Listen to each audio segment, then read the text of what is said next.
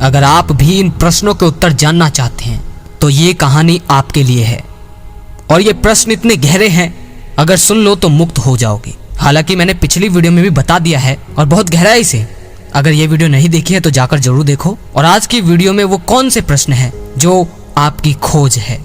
तो पहला प्रश्न है, काम वासना क्या है? दूसरा प्रश्न, क्या काम वासना बुरी होती है? तीसरा प्रश्न, हमारे भीतर हर समय काम वासना से जुड़े विचार क्यों चलते रहते हैं? चौथा प्रश्न, काम वासना से छुटकारा क्यों पाना है? पांचवा प्रश्न, काम वासना से ऊपर कैसे उठें? इन सभी प्रश्नों के उत्तर आप तभी समझ सकते हैं जब आप बिना किसी पूर्व धारणा के इस कहानी को पूरे धैर्य से सुनेंगे।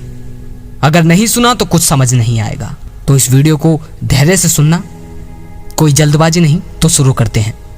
एक बार एक बहुत बुजुर्ग व्यक्ति एक महात्मा के पास जाता है और उनसे कहता है, महात्मन, मेरे मन में कई सालों से एक सवाल है। मैंने कई बार इस सवाल का उत्तर जानना चाहा, लेकिन हर बार मेरे मन ने मुझे रोक लिया।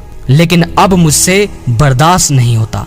मैं अब इस समस्या का हल चाहता हूँ, कृपा करके मेरी सहायता करें। वे महात्मा उस बुजुर्ग व्यक्ति से पूछते हैं, ऐसा कौन सा प्रश्न है जो तुम्हें भीतर ही भीतर खाए जा रहा है, जिसे तुम पूछना तो चाहते हो मगर पूछ नहीं पा रहे हो? वह बुजुर्ग व्यक्ति उन महात्मा से कहता है, महात्मा जी, मैं आपसे प्रश्न तो पूछ लूं, परंतु पहले मेरी आपसे एक प्रार्थना है। वे महात्मा पूछते हैं, कैसी प्रार्थना? वह बुजुर्ग व्यक्ति धीरे से उन महात्मा के कान में कहता है, आपके साथ आपके बहुत सारे शिष्य बैठे हैं, जिनके सामने मुझे मेरा ही सवाल पूछने में, मेरा ही प्रश्न पूछने में मुझे शर्म आ रही है। इसलिए कृपा करके आप मेरे साथ कहीं एकांत में चलें। वे महात्मा उस बुजुर्ग से कहते हैं, ठीक है, प्रवचन समाप्त होने के बाद मैं तुम्हारा प्रश्न अवश्य सुनूंगा। प्रवचन समाप्त होता है और सभी शिष्य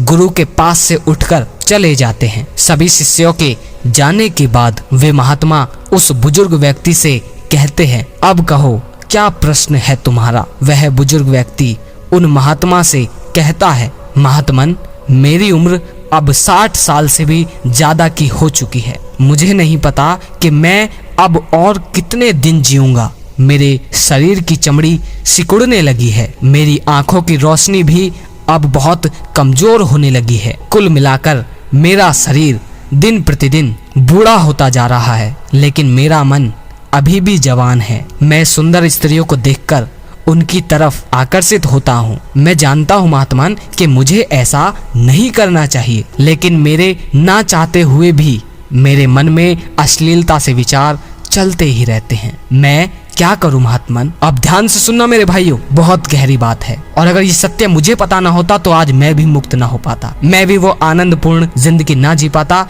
लोगों की पागलपंतियों की वजह से यही गलती बार बार दोहराता रहता। तो अब गहराई से समझना बात को, जो मैं ना जाने कितनी वीडियो में कहकर आया हूँ, और आज भी तुम्हें ये समझना होगा। वे महात्मन कहते हैं कि गलती तुम्हारी नहीं है, गलती उन लोगों की है जो हमेशा से काम वासना को पाप समझते आ रहे हैं, जिन्होंने तुम्हारे भीतर ये बात बिठा दी है कि काम वासना बहुत ज्यादा बुरी चीज है। अतीत में ऐसे बहुत सारे लोग हुए हैं जिन्होंने काम वासना को पाप और स्त्री को नरक का द्वार बताया है। ऐसे लोग इस बात को भूल जाते हैं कि जिस स्त्री को वे लोग नरक का द्वार कह रहे हैं, उसी स्त्री से उनका भी जन्म हुआ है, उसी स्त्री की वजह से उनका कोई अस्तित्व है। नहीं, काम वासना पाप नहीं है और ना ही स्त्री नरक का द्वार है। काम वासना तो बस उतना कार्य कर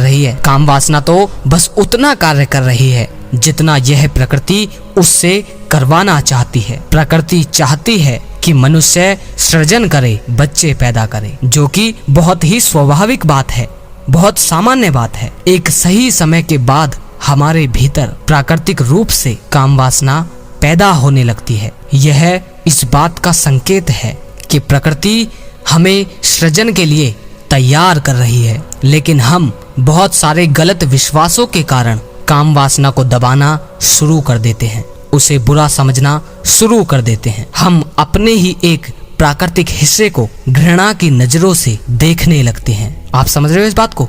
हम अपने ही उस शरीर के हिस्से को बहुत ही घृणा की नजरों से देखने लगते हैं, जो कि प्राकृतिक है। वे बुजुर्ग इंसान उस महात्मा से पूछता है, यदि काम वासना बुरी नहीं है तो यह मुझे बुढ़ापे में भी क्यों परेशान कर रही है? वे महात्मा कहते हैं, जब तुम जवान थे तब तो तुमने इसे दबाया, इसे नकारा, इसे पाप समझा, क्योंकि उस समय तुम्हारे भीतर इसे दबाने की शक्ति थी। लेकिन अब तुम बूढ़े हो चुके हो, तुम कमजोर होने लगे हो, और जो तुमने जबरदस्ती दबाया था वह अब ऊपर उठने लगा है। तुमने यह कभी जानने का प्रयास ही नहीं किया कि काम वासना आखिर में है ही क्या, और अगर तुमने कभी किया भी प्रयास तो हमेशा आधे मन से किया। यह भाव हमेशा भीतर रख कर किया कि तुम कुछ गलत कर रहे हो, और यही तुम सब भाइयों की भी गलती है। तुम आज ये वीडियो देख भी रही हो, तुम मेरी बातों को अपना भी रही हो, तो तुम इसी सोच से